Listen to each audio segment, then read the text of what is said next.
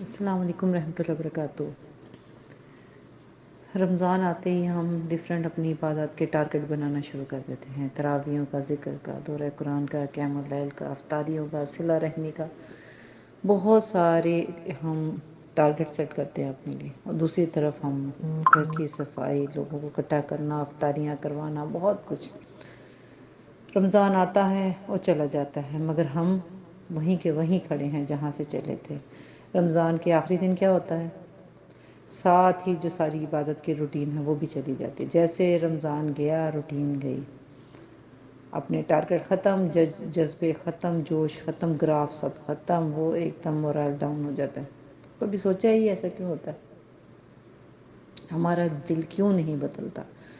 سارا مہینہ عبادت کرتے ہیں، ایمان کا لیول کیوں نہیں ویسے مینٹین رہتا کہ اگلے سال تک ہم اسی طرح سے رہیں جیسے ہم رمضان کے اندر رہتے تھے؟ کیوں نہیں ہمارے دل کی کیفیت رمضان کے بعد ایون کہ عید کے دن بھی ویسی نہیں رہتی؟ ایسا کیوں ہوتا ہے؟ کیونکہ ہمارا مقصد، اصل میں یہ ساری چیزوں کے پیچھے ہمارا مقصد کیا ہوتا ہے، ہماری عبادات کا کیا مقصد ہوتا ہے، ہم کیوں عبادت کرتے ہیں؟ کہ لوگ کیا کہیں گے؟ یا رمضان میں مقصد کیا ہے؟ Short term. کسی کے ذہن میں ہمیشہ یہ شارٹ ٹرم رہتی ہے کہ اچھا رمضان کے اندر یہ کرنا ہے، لیلۃ القدر کی راتیں ایک عشرہ آخری کو پانا ہے، اتنا ہمارا پورا پیکج، ہمارا مینٹلی ہم نے نیت ایسی کی ہوتی ہے اتنی سی، جبکہ اصل مقصد ہمیں کیا کرنا تھا کہ آخرت کا فائدہ اٹھانا تھا، تقوی حاصل کرنا تھا۔ اب رمضان کے اندر گول سیٹ کرنے تھے۔ جب ایمان کا لیول ہائی تھا تو ہمیں اسی ٹائم اپنے آپ کو اپنے رب کے ساتھ اور اس کے مقصد حیات کے ساتھ کچھ عزم کرنے تھے کہ ہاں اب اس وقت میرا ایمان کا لیول یہ ہے، میں یہ ٹارگٹ سیٹ کرتا ہوں۔ یہ نہیں کہ تراویح اور قرآن اور بس یہ اتنا 30 پارے پڑھ لیے بس ختم، نہیں، بلکہ اس قرآن کے ساتھ لانگ ٹرم کیسے کام کرنا ہے۔ ہماری سوچ لوگوں تک محدود رہ جاتی کہ لوگ کیا کہیں گے، بس ہم اس وجہ سے روزہ بھی رکھ رہے ہیں اور بڑے اچھے بننے کی ڈھونگ کر رہے ہوتے ہیں۔ آئیے اس رمضان میں ہم عہد کرتے ہیں کہ ہم اپنا ویژن جو ہے نا، اصل میں ہمارا مقصد کیا ہوگا؟ تقوی، اللہ کا ڈر، اللہ سے محبت۔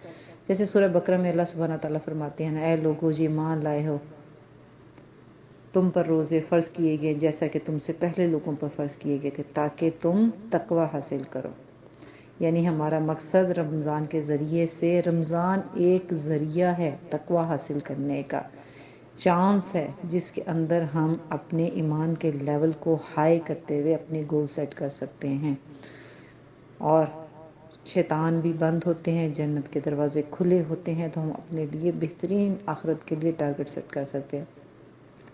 سیکنڈ، رمضان وہ مہینہ ہے جس میں قرآن نازل ہوا، تو قرآن سے اپنا کنیکشن مضبوط کرنا ہوتا ہے۔ یہ فرقان ہے، ہمیں راستہ دکھاتی ہے، تو اس کے ساتھ کنیکشن ہوگا تو ہمیں آئندہ سال کے لیے رہنمائی کرے گا۔ اس سے جڑنا وقتی نہیں، پرماننٹ ہے۔